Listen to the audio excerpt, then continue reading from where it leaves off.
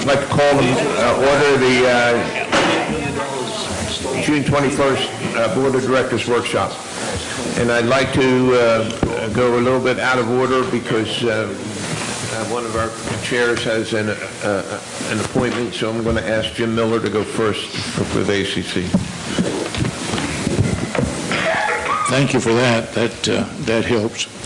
ACC, as most people know, meets twice a month. We get to do that twice a month. We had, over the two meetings, we had 4 houses, which were last the first. No houses this past time.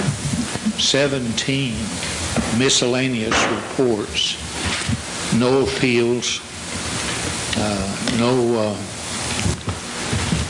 No big deals, except right now we're dealing tremendously with weeds here and there.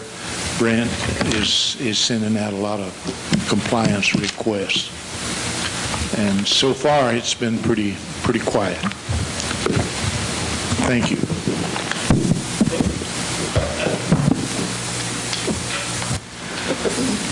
Any questions for Jim? I do. Maybe this isn't a question for you, Jim, I'm not sure. I think we all received a flyer in the mail about this new Rolling Hills development, and that phase 1 had completely sold out. Are you seeing any impact? Well, I guess maybe we are seeing impact because you had no new housing starts. Everything seems to be going just like it was, except kind of a little bit of a disturbing trend is the housing starts, new houses, is slowly dropping down. We had, like I said, 4 this past month.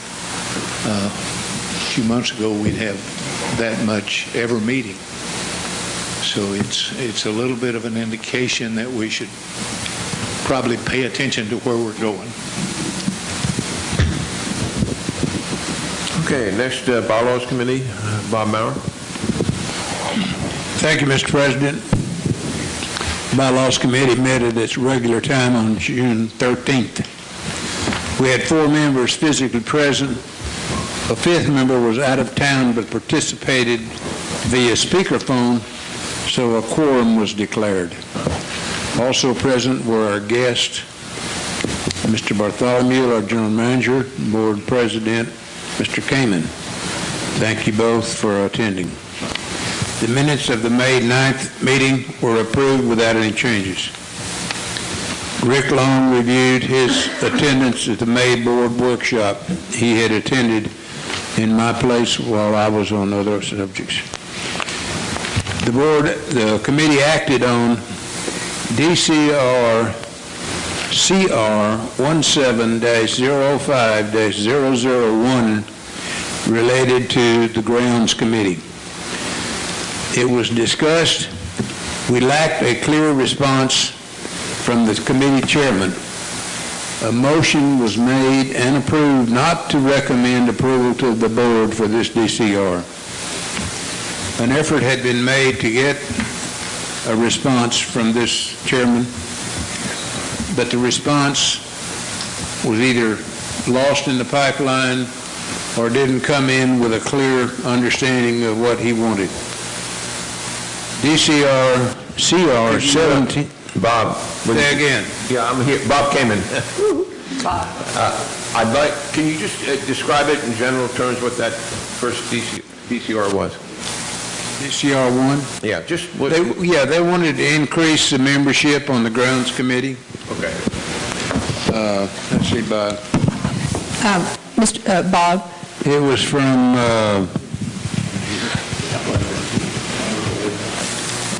9 to 11. And I'm not sure exactly what the response from the Grounds Committee chair was. Well, he's sitting right there. But it had something to do with, I don't have any objection to it, but I want to check with my committee before we decide whether to be in favor of it or not. So the Bylaws Committee is not going to make a decision on a DCR without a clear communication from the chairman of that committee as to what that committee wants done. So any communication that comes in, it's a pretty good idea, or maybe we ought to do it, or I think it might be okay. It's not, in my opinion, a clear, yes, I'm in favor, no, I don't want it, or yes, I want it, but I want it changed. So I suggest to the committee chairs, when you're asked to make a comment on a DCR, do whatever you need to do to get your committee on board, but make it clear so the bylaws committee doesn't have to guess at what you mean. Because we are not going to decide what a committee chair should or should not do. We are only going to keep track of compliance with our governing documents. Okay? And I think, the board secretary is responsible to poll those committee chairs, and really that responsibility for getting that answer back from the committee chair should be part of the board secretary's responsibility, not the bylaws committee. Roger, do you have a comment? Yes. Can you use your mic?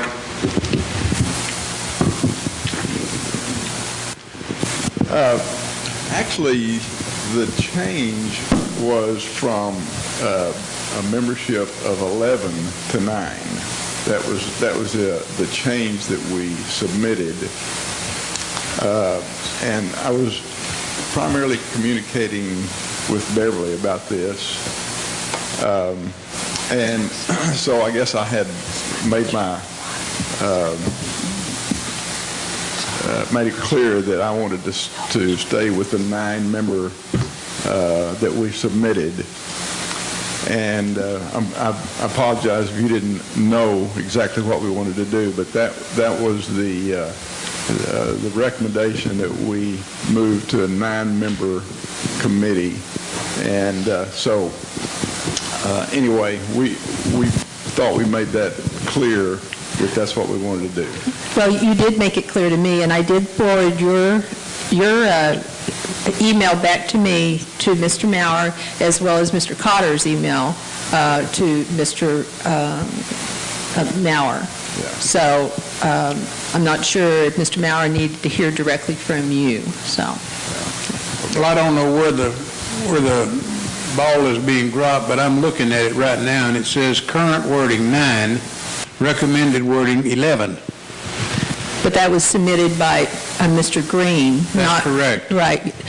That's correct. In May, the board approved the change to the committee resolutions that were done by last year's chairs, and this was a change that was done by Mr. Merrill last year for this coming year to change that number from 11 to 9.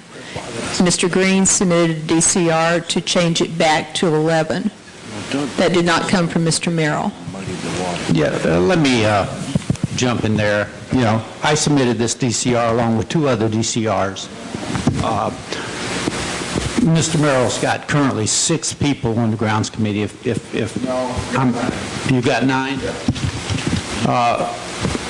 My concern is with this is the fact that we're by reducing the number of members that are allowed to participate in the committees, we are telling our membership that they need not apply, and we don't necessarily want their input. The marina is another one that you're going to bring up next, where we actually had 13 members and only 9 people were able to participate in the marina committee because we reduced it from 15 down to 7. Okay. So I submitted these DCRs, and one reason why I submitted these DCRs is because the board members really never had a chance to discuss them. They were submitted, and along with the change in the format of the committee resolutions, which I supported, but we never actually got down to discussing how much involvement we want members to have in our committees. So I resubmitted these DCRs just to bring this back up to the board for further discussion. Now, the board sets the policy, and this is a policy issue. So when Bob says that they're recommending disapproval, on what basis would you recommend disapproval? It certainly is not, should not be, because the committee chairman says that. Because the committee chairman does not set policy. Well, I disagree. First of all, it's not policy, sir. It's a committee resolution, which is a different section of the governing documents than the policy section. That's number one. Number two, the committee chair, in my opinion, and it's strictly my opinion, and that certainly can be overruled by the board, is that the committee chair ought to be responsible for his committee resolution, and part of which is the number of members. And if he wants to assign that to the board, then that's between him and the board, and the bylaws committee is not going to get in the middle of it. But what we don't want to do, we do not want the bylaws committee to be saying there shall be X, Y, Z members in this committee. That's up to each committee chairman and or the board. If they don't like what's going on, that's up to the board. And submitting a DCR through the DCR process is not the appropriate method to use, because that DCR is required to go before the bylaws committee before a recommendation comes back to the board. And as long as I'm chairman of the bylaws committee, we are not going to overrule a committee chair or try to guess at what a committee chair would like to have done, or a board. The board will have its opportunity to do what they want to do after the bylaws committee is finished. Thank you, Mr. Green. And I don't have any objection to your motive for wanting to increase voluntary participation. But I question whether, probably the committee chair might have the same motive. And the DCR is the appropriate procedure to use, but it needs to be used the way it has been approved in the past and has worked in the past. Thank you. So we need to move that through the committee chair first, and then get a recommendation from the chair. That's the way the procedure is set up, that the board secretary is supposed to make a decision as to which committee should be looking at this DCR. And he's supposed to send it to them, get a response, and then put it back in the pipeline, and eventually it'll get to the bylaws committee. So the decision is not the bylaws committee's decision. We only filter the information as it comes through us. So if I understand this, you're recommending disapproval only because it has not gone through the committee chair yet? The response that came back from the committee chair was not clear as to whether they were in favor of it or objected to it. Specifically, yes or no, not gray, not maybe, or it would be nice, or we would like to do that, I'm sorry, but I'm just kind of hard-headed about that. We don't want that decision. We don't want the decision, right, and we're not going to take it. Right. Thank you. And I agree with you. So can we move this VCR back through the process? Get Roger, if you would submit a recommendation back to the bylaws committee, and then we can move this forward next month. Would that be all right? It would be fine if he'll follow the procedure. It certainly will, and we will be more than happy to consider it. But we don't want to make a decision. All right, let's move on. Move along. Okay, but The next DCR had to do with the Long Range Planning Committee. DCR CR, which is again committee resolution 17-05002. A motion was made and approved not to recommend approval to the board. The Long Range Committee chair did not want the change. So, guys, there the committee chair was clear. I don't want this change. I want to leave it like it is.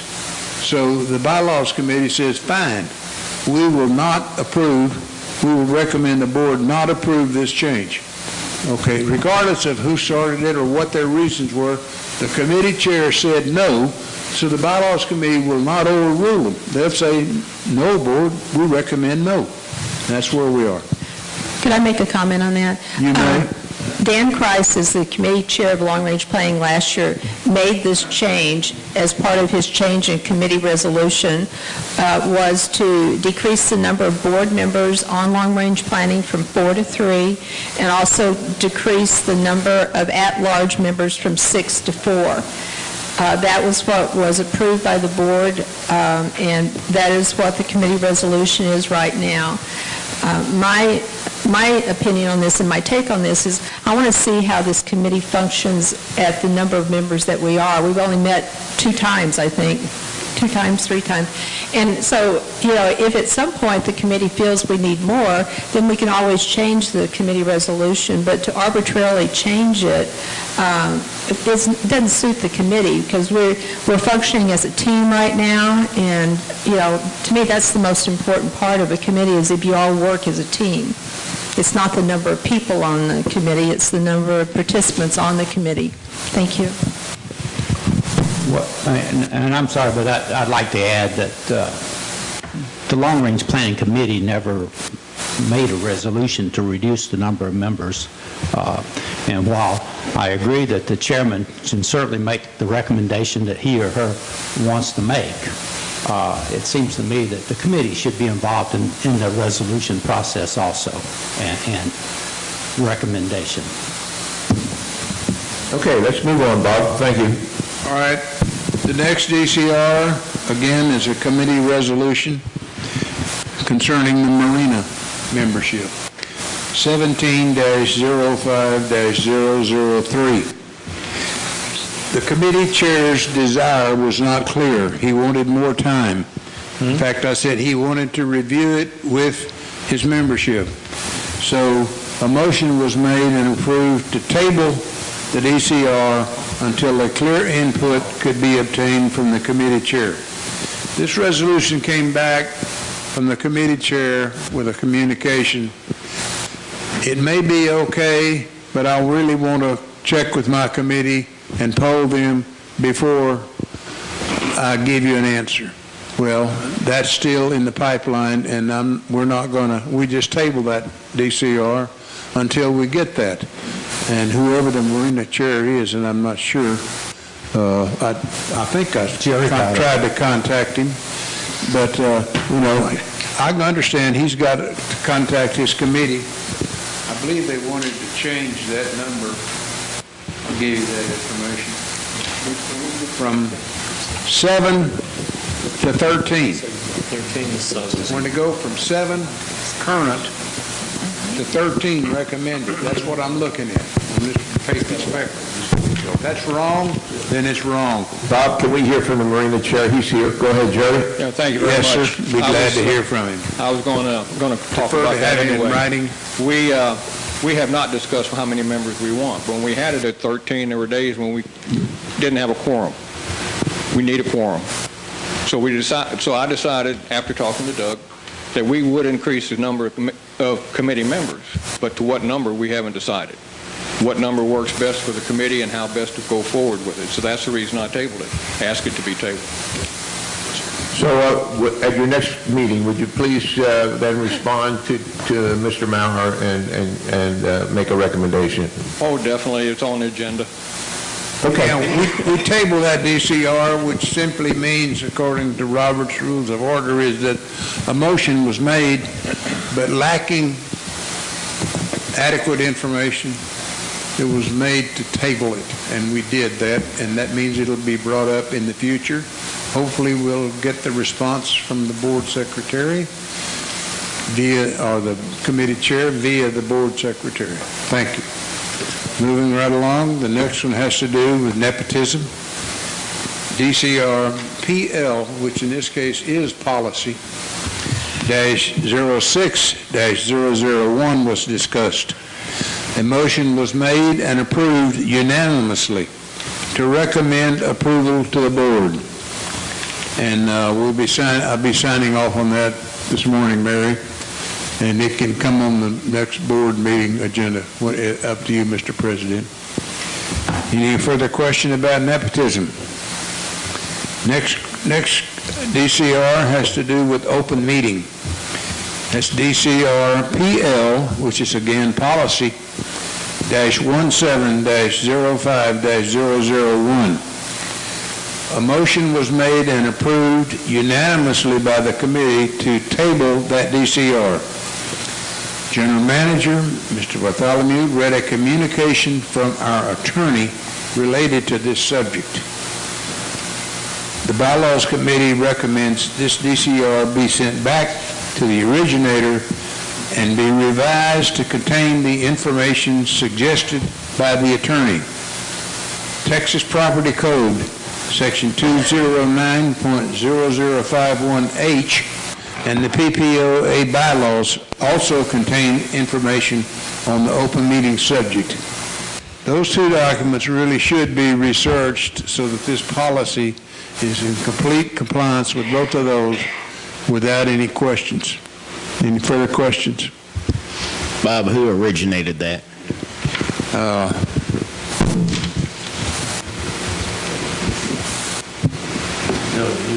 Nepotism was Ms. Franson.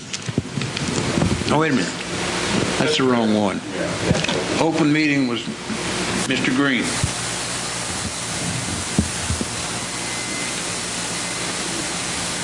I've always tried to stay in complete compliance exactly with Texas law.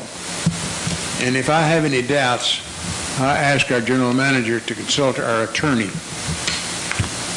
And the second thing is complete compliance with our existing bylaws, because anything that's not in compliance with bylaws would require a membership vote to change the bylaws if they're not in compliance with the law.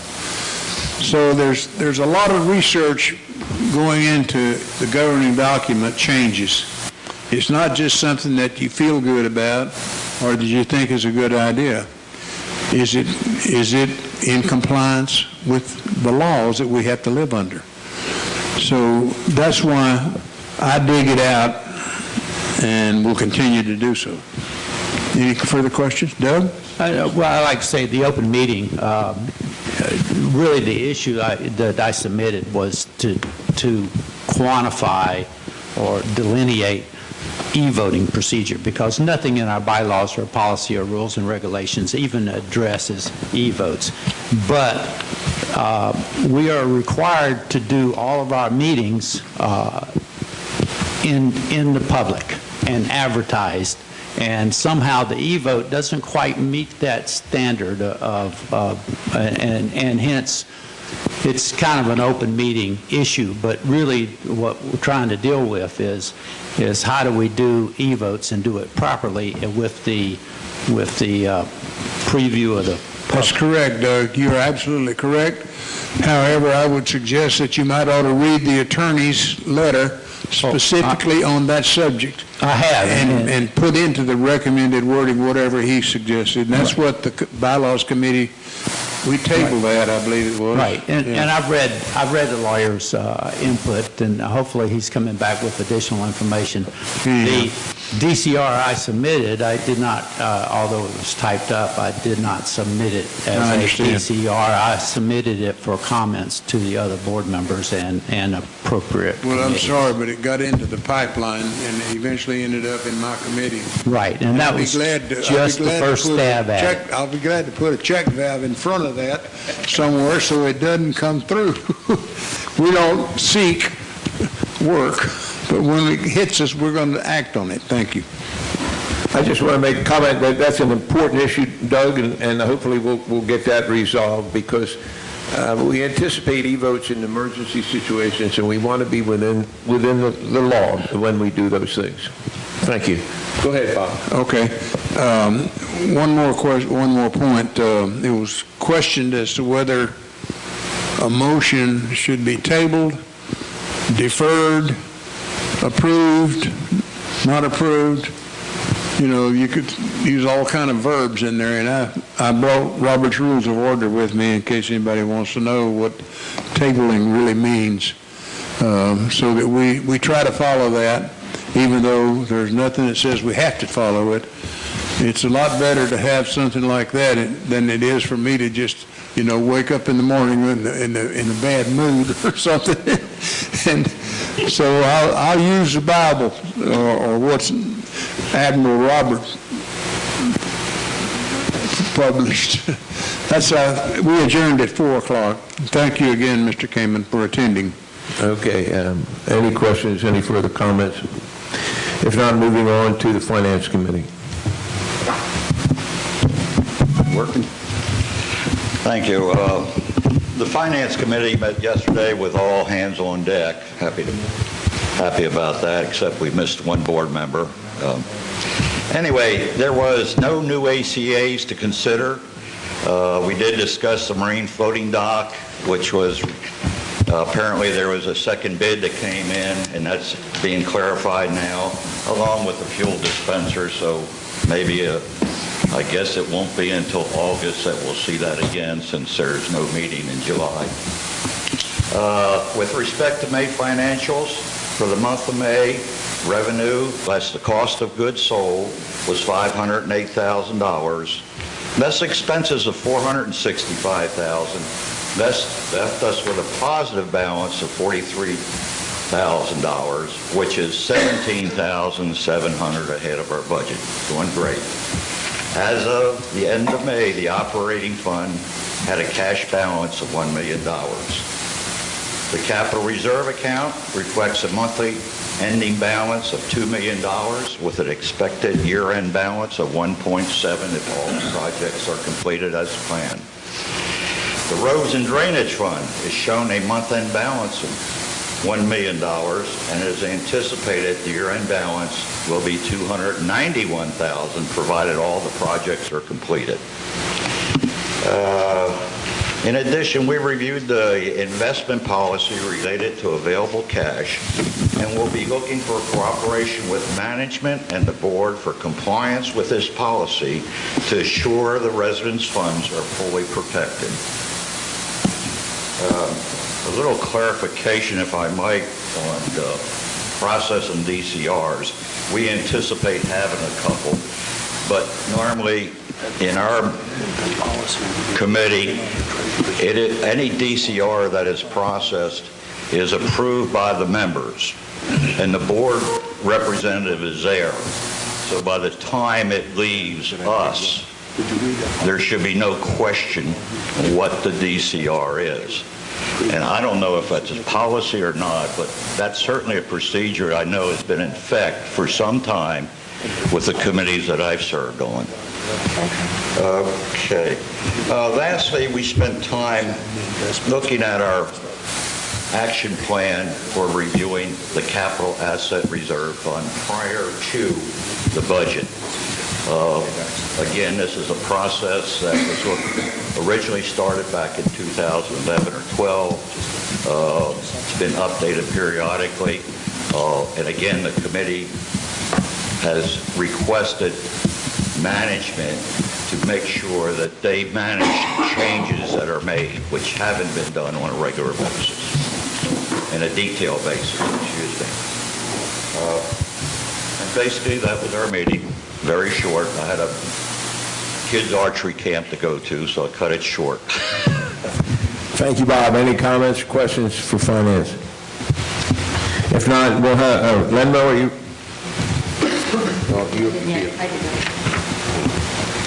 Lenmo? Limo group got together and a couple of weeks ago, and we basically discussed the limo document, what its current status is, and what we might be able to do, where we might go in the future. And we've got another meeting scheduled for the 29th of June to continue that discussion. Okay, thank you. Any comments or questions? Not long-range planning? Thank you, Mr. President. The Long Range Planning Committee met on June 12th, and all members were present.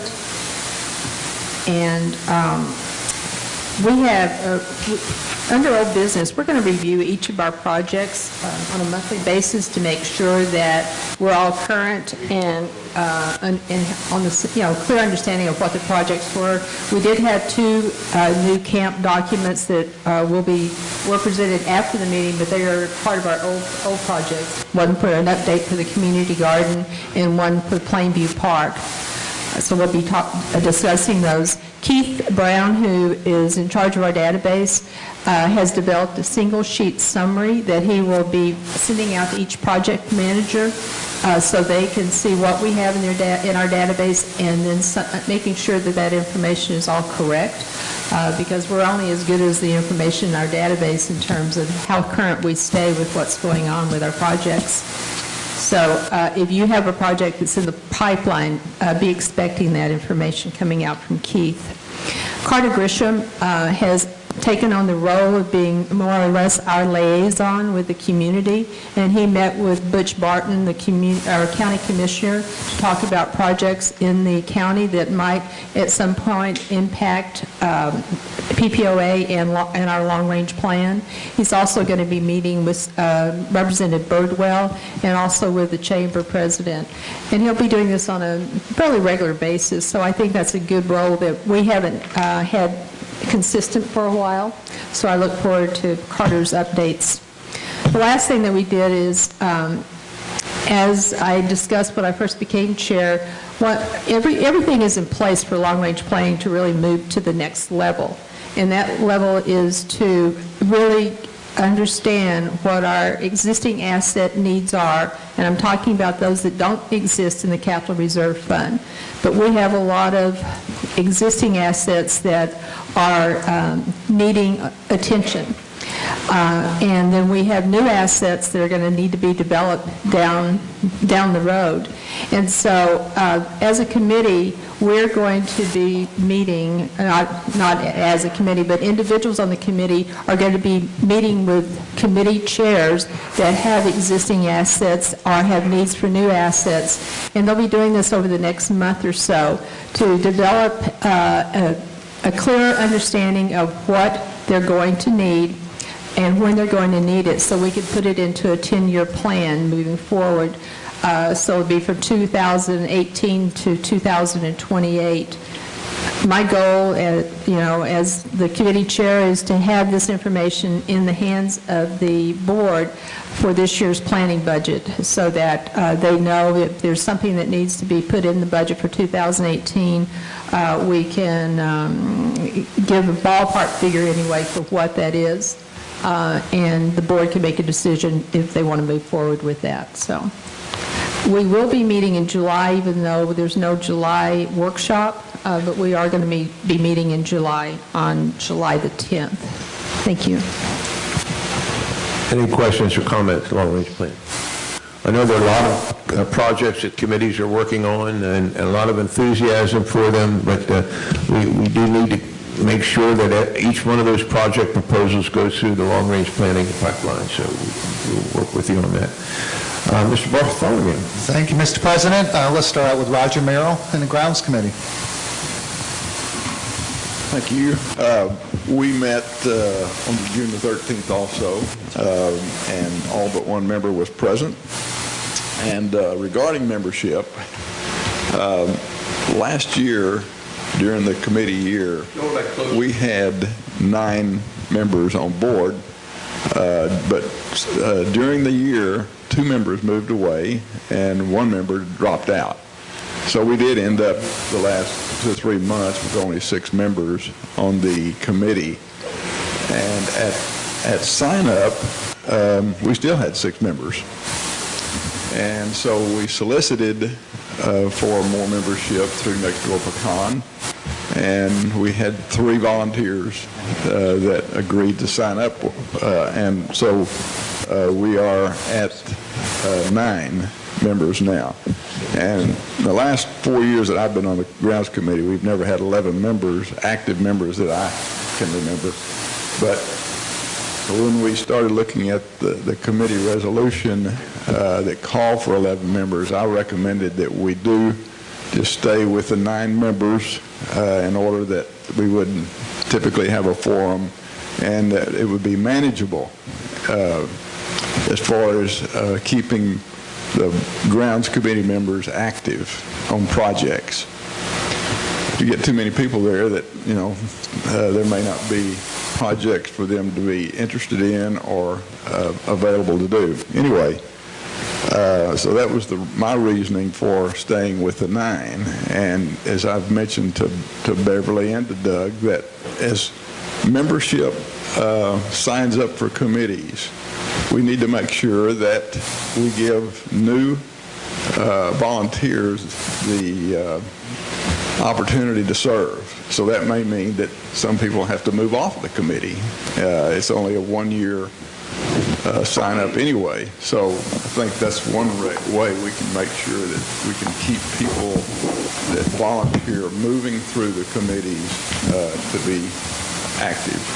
Anyway, I hope that, Bob, I can get that clarified with you. As far as grounds projects, we've been, our committee, several of our committee members have been helping maintenance prepare the number 10 pond for the fishing tournament that's next week.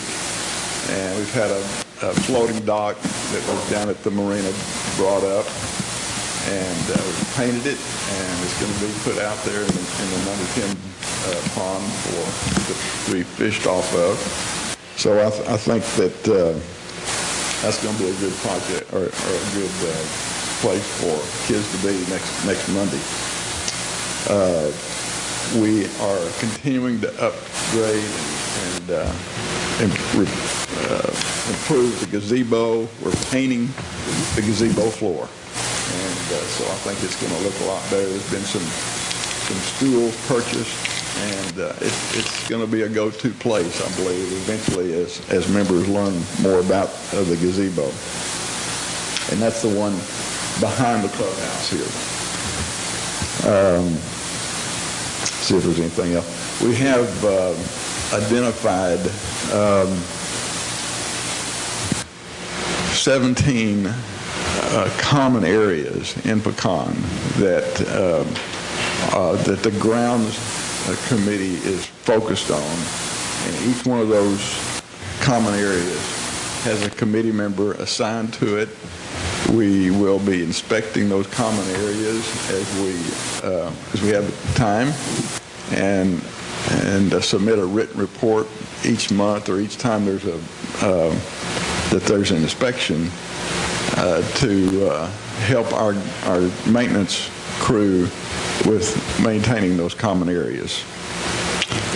I think that's all I have today. Thank you, Roger. Anybody else have any comments? Let's move on to Eric Dale Garza and Infrastructure Committee. Okay, the infrastructure held its regularly scheduled meeting on June 6th. We had everybody present, besides we were missing just 2 people, so we had a quorum. The first topic was the discussion of the 2 new projects that were approved at last month's meeting. Daniel kind of gave us an overview of how they'll get started and the schedule. He thought that the Westover bypass would be started first, and that both of these projects should be completed by the end of August.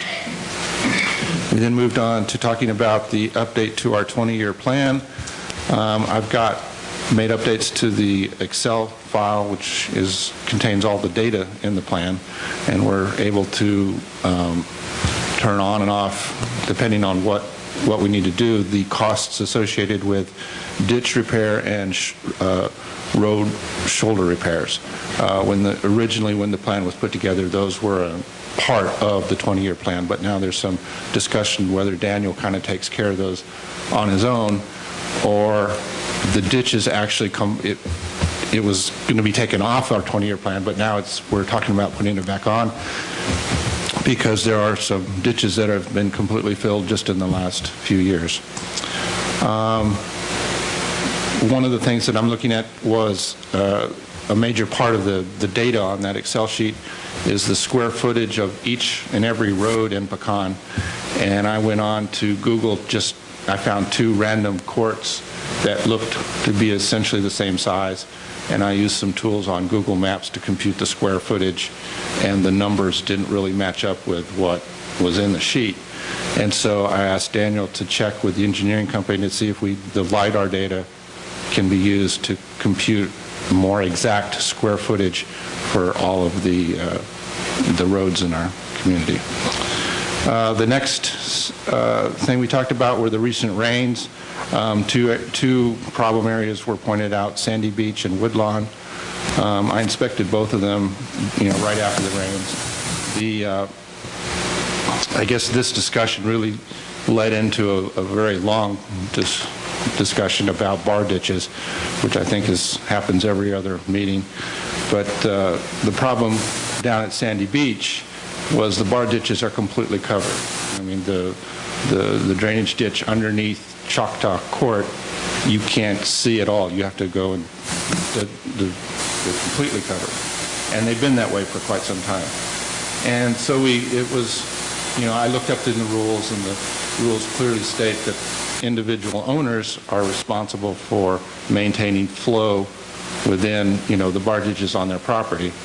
And so without opening a whole can of worms, we, as far as from the perspective of our committee, we'll address the bar ditches when we go in and fix, major areas or major projects. You just can't go in and, fix a bar ditch on a single property. You have to do the whole drainage line. So it's not something that we can, I don't know, I think it's a little bit out of scope for our project for our committee to be telling individual homeowners, hey, clear your bar ditch. But again, that's a big can of worms. And they haven't changed. Let's see. And I guess that was most of the meeting was talking about the bar ditches. The next projects we talked about, just getting on the horizon were drainage issues on East Wedgefield, Monticello Circle, South Longwood and Woodlawn, and then also repaving roads. The road Belchase and Ravenswood, where they meet there, is probably going to be. Daniel's doing a lot of repair on the surface there, but we'll probably be looking at something along the lines of what we did on Westover for that, and as soon as we can. Any other comments? I missed the purpose for measuring the total square footage of our roads. Well, the Excel file I received was had square footage for every single road, and then a cost to repave, and so it was used to compute an estimate on repaving the roads. Okay. And that number was found to be in error by a significant amount. Yeah, it was two courts on Google Maps were identical, but the numbers in the sheet were one was twice as large as the other on square footage. Thank you, Eric. Let's move on. Missy's going to talk to us about Wildlife Committee. Good morning. I'm Miss Yolene Roberts, and I'm the secretary for the Wildlife Committee. Chairman Vance Blaylock is at a surgery of a friend, and Vice Chairman Jim Thompson is at the Constitution Camp for Kids at the Langdon Center. I have three areas to report on. First, in our committee, Mary Lou Wood is heading up the communications on Pecan Plantation Wildlife, with various committee members submitting articles to her for the columns. The first column's article will cover policies from the state of Texas and the PPOA. The second information article covers does and fawns. It's quite interesting. A pamphlet on PPOA and state regulations, as well as information on the Pecan Plantation Wildlife, will also be written and available at an information booth at many of the community's functions. Second, a deer count has been moved and will begin in July, but the format for the counting will remain the same. Inviting guests to join the count was very successful last year, and the invitation will be extended again this July. The attendance for the new term has been well attended, and we have no problems with our 14 on our membership. That's all I have to report. Vance probably had a lot more. I'm sorry. Anybody have anything else for Missy or the Wildlife Committee? Thank you, Missy. Let's move on to Ray Lewis and the Airport Committee. Thank you, Mr. Manager. We had our normal meeting on June 14th with 6 of our 7 members and a proxy for the 7th member there. So the quorum was established. We had some routine issues such as ditch maintenance, which we're going to be looking into on either side of the runway at the next meeting. Our GPS approach, the contractor reported that they're worked through the backlog, and there's only one now in line ahead of us before he will get back on ours finally. The subcommittee, which had been appointed 3 months ago to look into the renovation of Plainview Park, which is a budgeted item for this year, came back with a recommendation for a 30 by 50 foot building. You can view it looking like the campground pavilion, but with many modifications to save cost and to reduce the view through the building. We're going to have, they recommended a narrow pitch on the roof so that from the side it doesn't have a lot of obstruction of the view. They recommended not having the ledge around the edge of the building where sometimes people sit on, because that also could be an obstruction and cost. Not rock wrapping the columns, because that would have some obstruction. So we've really worked to try to have considerations for such things as views of all the residents affected, failure of the current awning. Even the pipes have been bent from the storm, so they would have to be probably replaced. The failure of bathrooms, the slab has some major failures in sections of it. The septic system has failed or is failing often. We looked into trying to save the trees in the area for view. We looked at the cost of the current versus the new site. We've considered drainage, taxiway access, the EMS access to the helipad.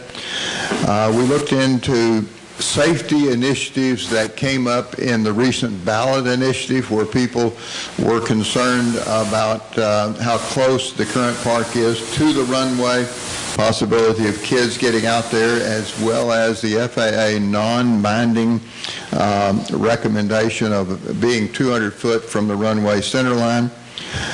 We've considered possible, and we don't know yet, impacts on the GPS approach being developed, which would say that we need to not be beyond the runway threshold, which the current location is. We've looked into ADH compliant bathroom requirements. We've looked at use of various parties that use the thing at lunch. We have a lot of people come down there, contractors and others use that as a place to have lunch. People go down there to watch, and it needs to be conveniently located to the road so that they can easily get there for people watching airplane. So I just made a partial list of things that we have looked into. The subcommittee had many, many more than that, but it's a very, very broad evaluation that has been done. Based on that, they have recommended that we relocate the current site, I'm guessing 50 feet southeast of the current location. It would be greater than 200 foot now away from the center line. It would be beyond the threshold. The camp process has been submitted and signed by me as chair and by Michael, and has gone on to long range. We are now in the process of developing the detailed specs for the bids.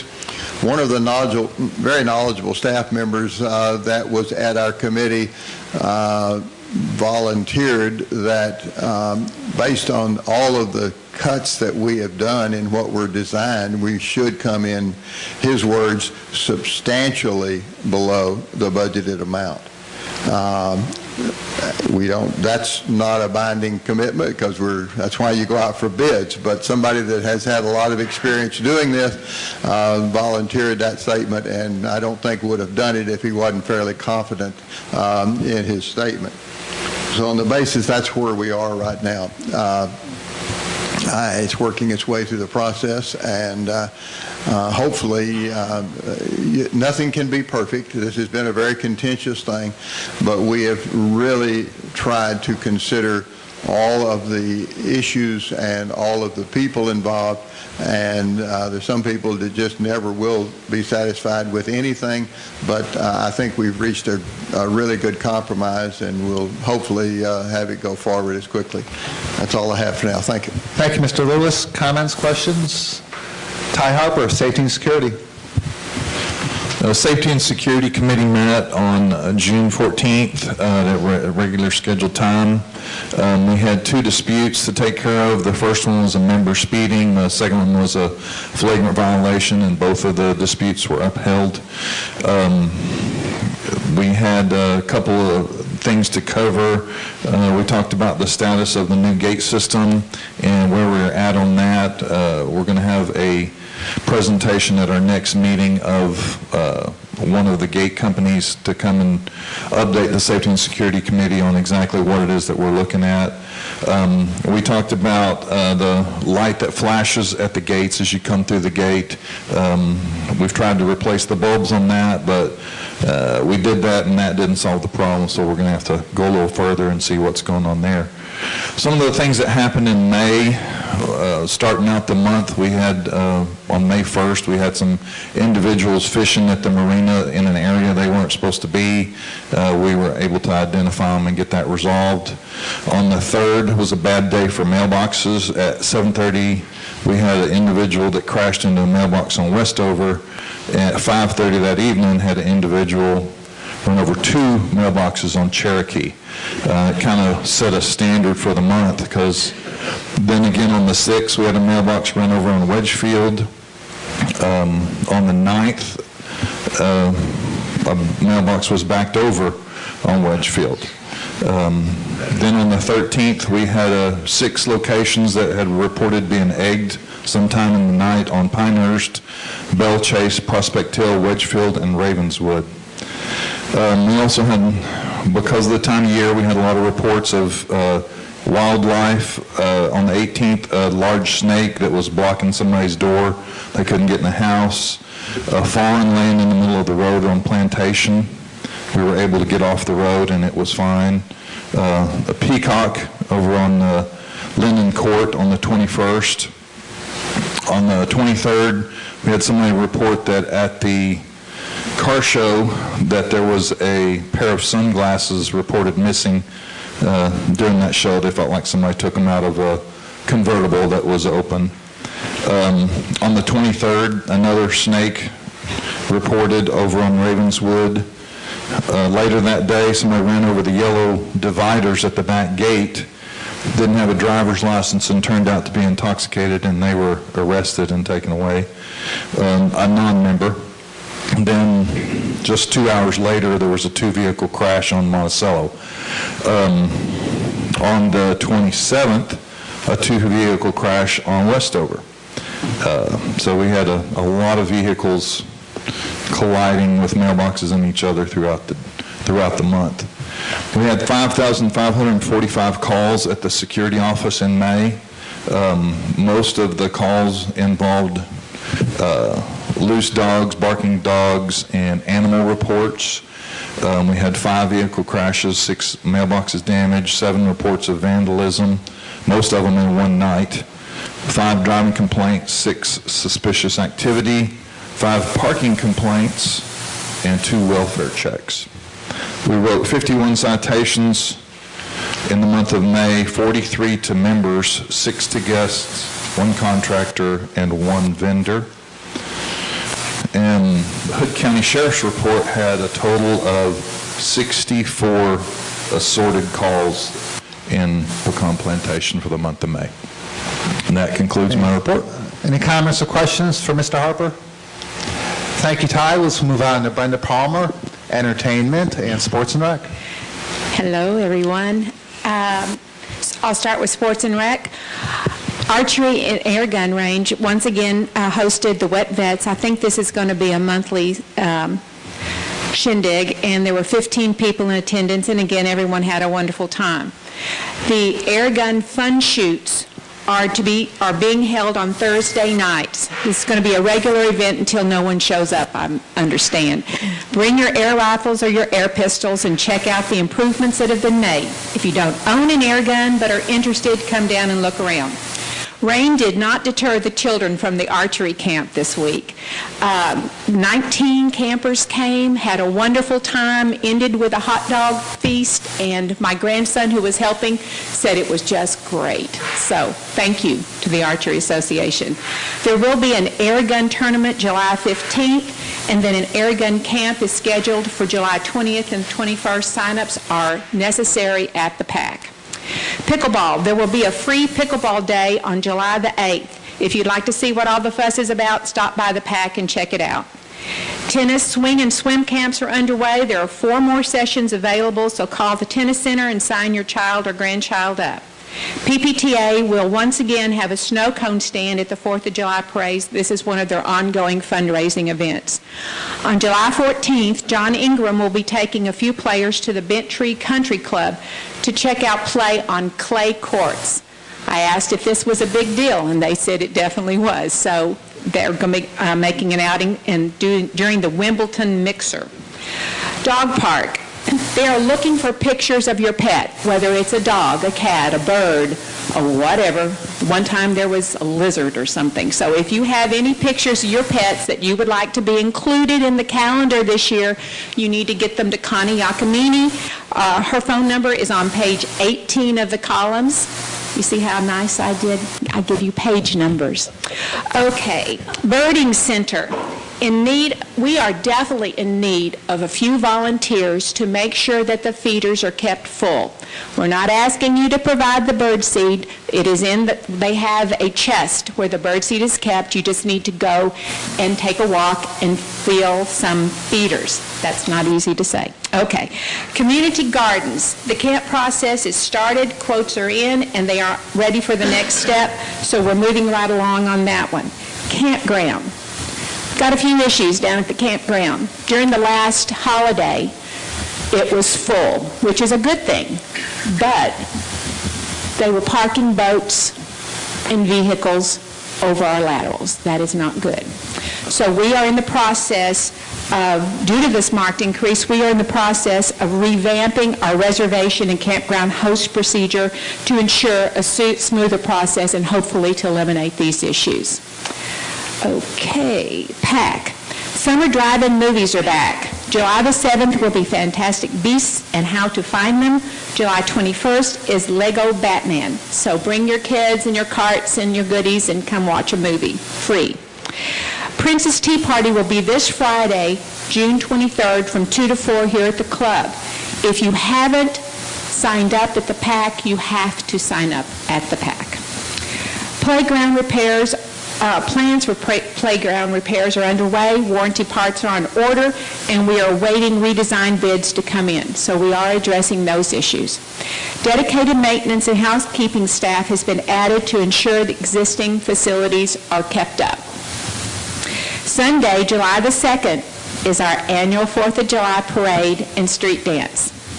Check the columns, the June columns on page 52 for complete details. You don't want to miss this one, okay? Due to the 4th of July, the Sports and Rec Committee will not meet in July. We will meet again in August. And that's it for Sports and Rec. Any questions? Super. Okay. Yes. What page in the columns was that? 52. Got 52. Okay. All right, moving on to the Entertainment Committee. As I said before, Sunday, July the 2nd, is our 4th of July parade and street dance. The street dance is going to be fantastic. So buy your coupons ahead of time. It'll cut down on the lines. Brenda, Yes. I did my job, and I told our first-year board members that they're responsible for the judging. You did tell them? I did. Because I had to tell them again this morning. Okay. Never heard it before. Moving right along. Pending final approval, now mark your calendars, pending final approval, September 23rd is the tentative date for our luau. steel drums, limbo, games, food, and fun, fun, fun. So be watching for more details. Where? In the columns. Our ever-popular karaoke continues monthly. Watch the event signs at the front and west circles for dates, because that's the only place you're going to see it, okay? And it's full anyway, so if you don't see it and you don't make it, somebody's there for you. The committee is working on several new events. More details will come, but again, I say, please look at your columns. I'm so tired of hearing, I didn't know that was going on. It'll be in the columns. Thank you. Thank you, Brenda. Any other comments or concerns? Appreciate all your efforts. Jerry Cotter and the Marina Committee. Speaking of the columns, we did include in our article on the waterfront this time asking for thoughts and comments from the people on the statement of work for the marina. We are working on a statement of work for the marina to separate the grill from the stores so that we can do some licensing thing, ABC, the beverage control license stuff, and get that done. I did receive 2 comments, so people are reading the columns. I can't tell you what page it's on, but it was there. So we did receive that, and we are working on that regard. We did not have a meeting in June due to the fact that I couldn't participate, so we just postponed it to July. So we will be meeting in July. We'll be working on the statement of work for the marina, and we will be continuing to work on the 2 bids that we have for, and Bob, we have another bid in for the dock, the floating dock down there. So we will be working on that and may be looking going forward with that. That's all I have right now. Thank you, Mr. Cotter. Any comments, questions? Let's move on to golf and Mike Brown. Good morning. Just a short report this morning. We want to let everybody know that between the date of January 1st and June 1st of this year, we've run 18,229 rounds of golf out here on our golf course. And through the month of June, we've already run 2,500 rounds. The initial number there does not include the approximately 1,000 plus rounds that have also been played down at Squaw Valley in that period of time. It's having a great deal of impact on the golf course. There have been some difficulties lately, but they've been overcome. And we anticipate if this pace keeps up, we're going to run somewhere around 46,000 rounds of golf this year, which is a huge amount. The other item I have for you today is this weekend is the men's member guest tournament. It's a 3-day event beginning Friday night and running through Sunday afternoon. And we have, how many teams now? 47 teams signed up to play in that. So it's a big deal. And it's kind of a throwback to the old days of the Plantation Open that we used to have here. So if you haven't signed up yet, we'll still take your names. Thank you. Thank you, Mr. Brown. Anybody have Can you review those numbers for me again, the rounds? 18,229 rounds, and that's from January 1st through May 31st. And another 1,000 plus down at Squaw Valley. Okay, thanks. I have a question. Oh, do you have that? Go ahead. Yeah, what's the average annual rounds of golf played on an average golf course in the country? Do you know? Does someone have that number? I mean, how far are we above that number? 3 times. Oh, my God. Okay, private facility from 13 to 18,000. Public facility around 32,000. Military 32 to 34,000. And what's our number? 46. We'll be at 46. Wow. Okay, we're wide open. I mean, when our couples event are full with a waiting list at 5:30 at night, 72 players, 9 holes. We started the snag golf program. The first event was 19 on the soccer field, not on the golf course. The second event, we had 23. Half of those were adults, just learning this first touch program of golf. Okay, so every event numbers are up. Every round day numbers are up. You know, we're displacing them at Squaw Valley very often. So we're, 1,000 rounds. But I mean, my concern here is that the excessive play kind of reduces the maintenance that's done on that golf course, so consequently, it's more difficult to maintain and keep it at a high level. Is that correct to assume? Yes, sir. It's a very correct statement. With the number of rounds, yes, we do get out first thing in the morning. We try to get out in front of play to get your acre per hour rate as high as you possibly can on the mowing. But as soon as we have as many shotguns as we have, it reduces that. So we really need to watch our fertility budget, our weed control budget, all that kind of stuff, and get those things up where we can keep it up to the quality that our membership's looking for now. Thank you, Bobby. Mr. President, the reason I bring this up is that, I've been seeing some complaints about the upkeep and things like that. I think that the members have to take into consideration the amount of usage that this golf course is getting. And in my opinion, it looks pretty damn good for the amount of if you have play that it gets, yeah. Yeah, if you have an opportunity to go out there and look at it today, go look at it. Looks good. Our fairways are phenomenal. Our greens are great right now. Right. We're working at target dates, try to get the golf course in the best possible condition for the men's member guests. Then the other target date is the ladies member guests in September, club championship in July. So, you're trying to ramp it up the best you can get it, and maintain that through those periods. But with the number of rounds we're playing, you're looking at tire wear just from the number of golf carts. Thank you, Bobby. And Mr. President, I think these guys should be commended for the condition that the golf course is in the environment that we have here. Thank you. I had it. Mike, can you give us an update on the golf pavilion project? Yeah, we just had a pavilion meeting last week. We're ready to move forward with the raffle. We really want to start that off in July after the MGA, LGA, and the golf committee all meet again, so we can put everybody on the same page. With regards to selling the tickets, we've got all the raffle prizes lined up.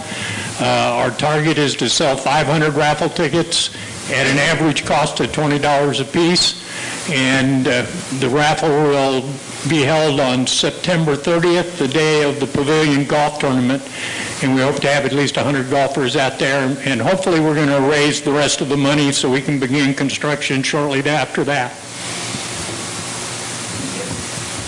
Any other questions for golf? Let's move on to Brian Rogers and communications. Thank you. The Communications Committee did meet last month following the board workshop.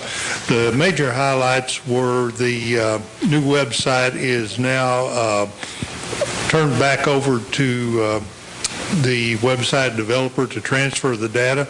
We think that the anticipated rollout of July the 1st is in somewhat of jeopardy just due to the website developer underestimating how much data they needed to transfer. It's a little bit overwhelming. That's more than a little bit overwhelming. The other thing that we started noticing here of late is folks in groups submitting articles for the columns are missing the deadline date, which is causing some issues in terms of getting it to the printers and things like that. So what's the deadline date that's published in the columns, and make sure you have your articles in ahead of time or at least on time. That's it. Thank you, Brian. Any other questions? Lou Turner in Food and Beverage, and Connie and Dennis. Let's go ahead and let Dennis go first. Okay. New members orientation, we're reporting on the last. New members orientation, we're reporting on the last 3 meetings that we've had since we missed our last workshop. Membership is sitting at 3,024. Of the 3 meetings that we've had, we had a total of 42. By far the majority, 38, are existing homes. Turnovers, we have 2 new builds and 2 rentals. Like I say, our meetings have been very busy, and I've just been told that next Monday's meeting will be just as busy, averaging about 16 to 18 families per meeting. Thank you, Dennis. Lou Turner, back to you. Thank you. Our House Food and Beverage met on June 13th, and all of our members but one were present. we were moving in response to the submissions by the vendors on the design or footprint for the 19th hole. We met also previously on the with the vendor, and then yesterday, as a matter of fact, we had asked the vendor to come back with some tweaks that we had made previously, and asked him also to give us some alternatives to satisfy the needs for the pro shop and the 19th hole. And as a result of our meeting yesterday, all those in attendance unanimously supported the adoption of a third option submitted by the vendor, and that was to consolidate both the 19th hole / grill and pro shop into a single facility up on the hill. So we will be moving that project forward as part of the camp system, and that will be modified to what has been previously submitted. I also was asked to provide not the board, but as well as the other committee attendees, an update where our committee was moving toward in terms of a long-range plan for this facility. And so I'd like to do that at this point.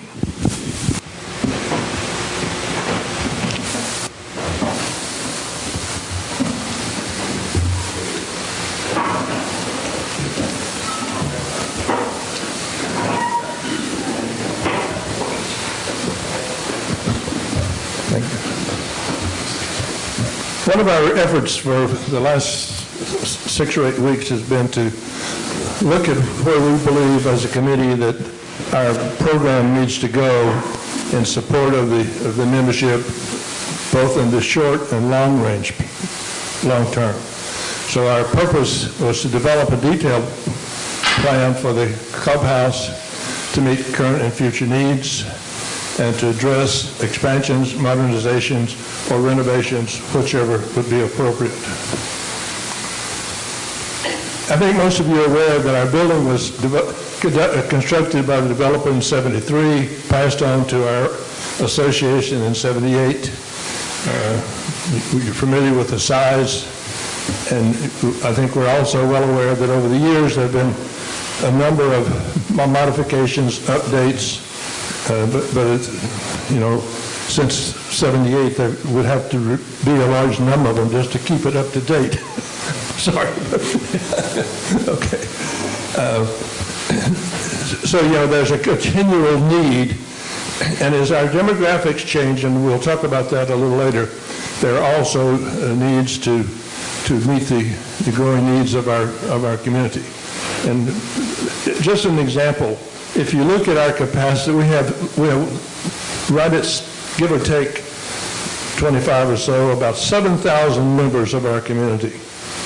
If when you look at our ability to hold an event in this room and the next river room, you're looking probably at a max of about 250, which is very, very small compared to some of the major events that we have here, and we will address that as well.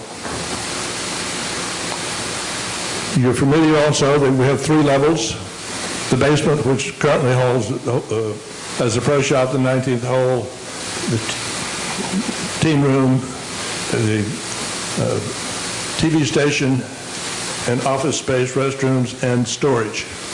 Ground level, of course, and then the second level, which holds our inn and administrative offices.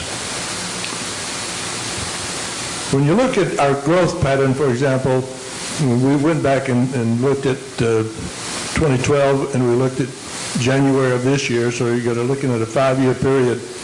We increased our membership by 123, or roughly 25 a year. That adds about 55 new people to the population base.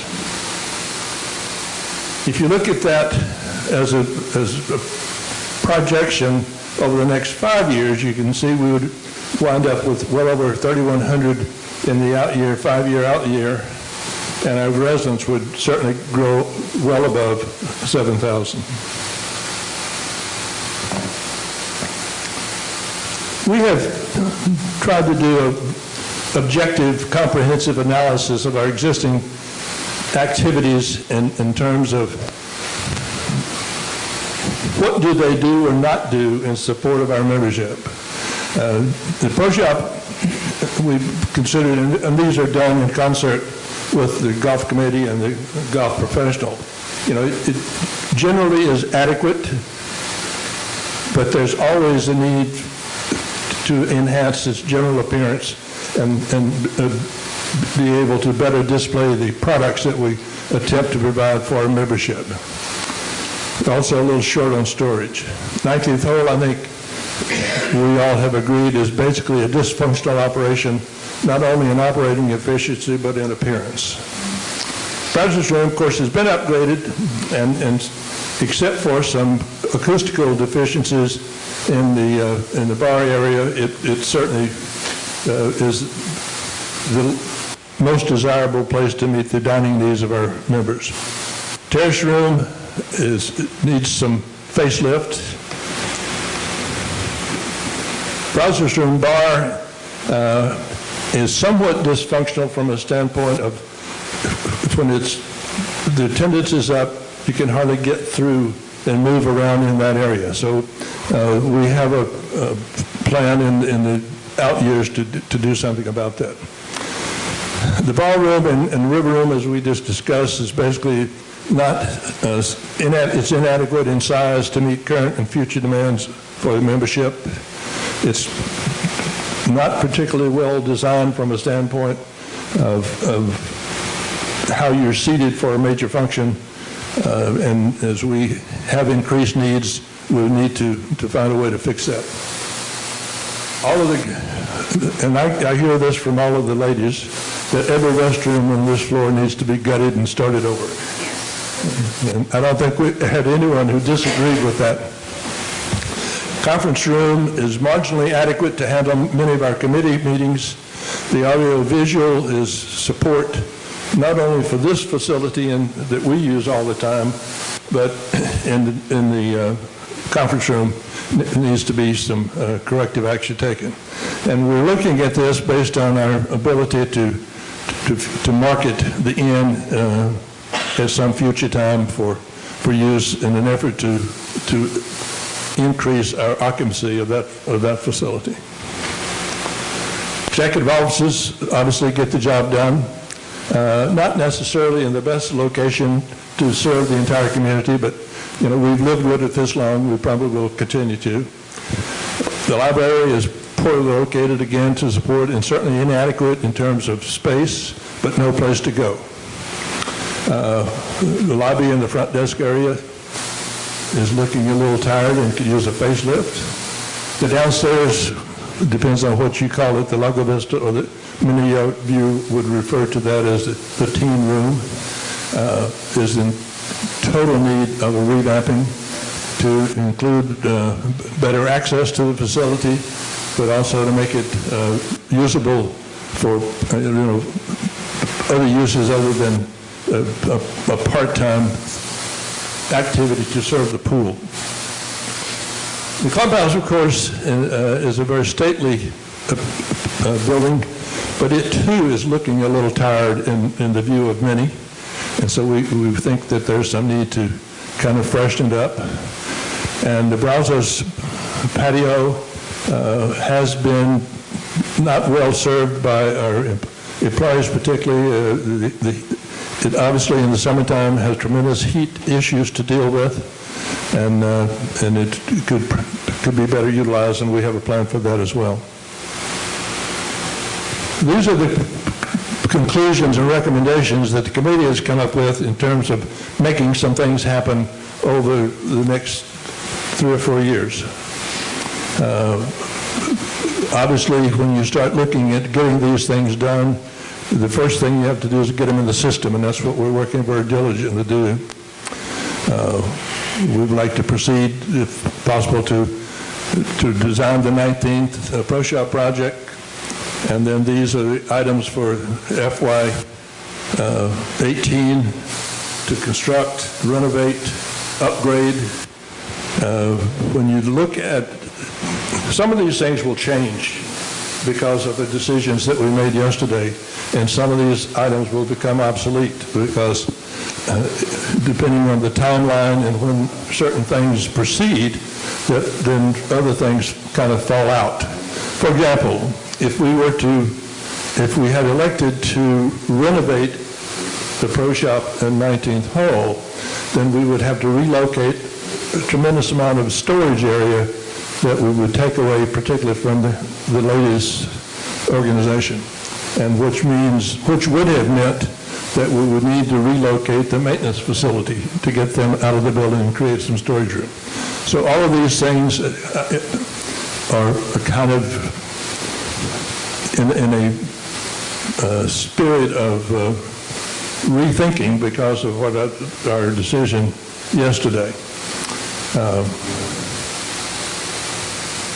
And in each case, early on, and you probably couldn't, you see it down in the left-hand corner, it says draft, because it's a very fluid project. We're trying to get it completed here in the next 30 days or so.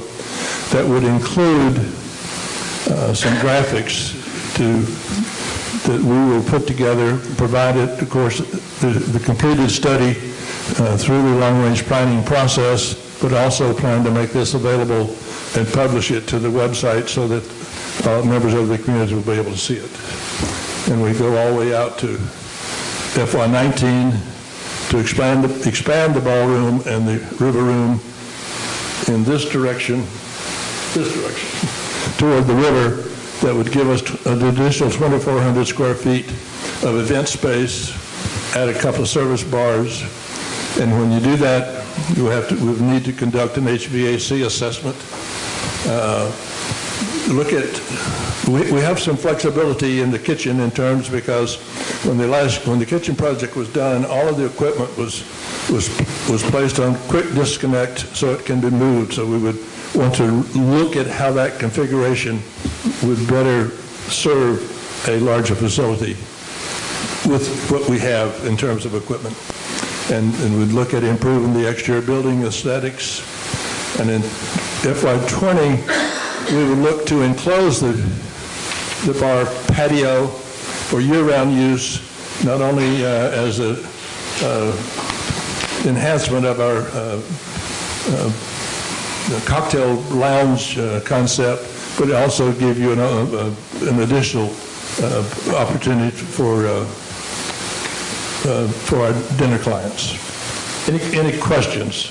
When we complete this, we will, in fact, add the graphics and make it available to the entire community. And so, certainly, if you have any thoughts or comments, please feel free to send them to me or any member of the House Food and Beverage Committee. Any questions? Yes, ma'am.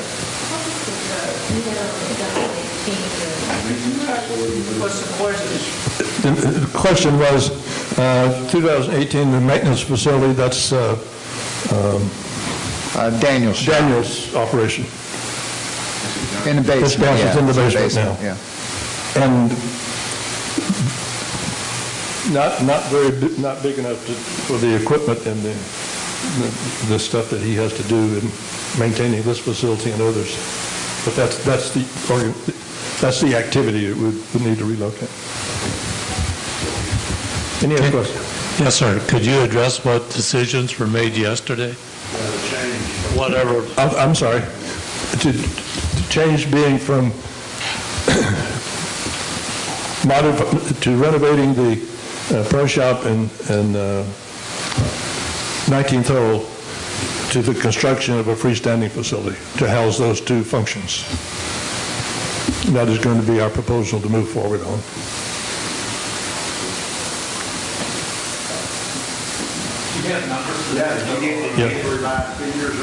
We have preliminary revised figures for that project of $3 million.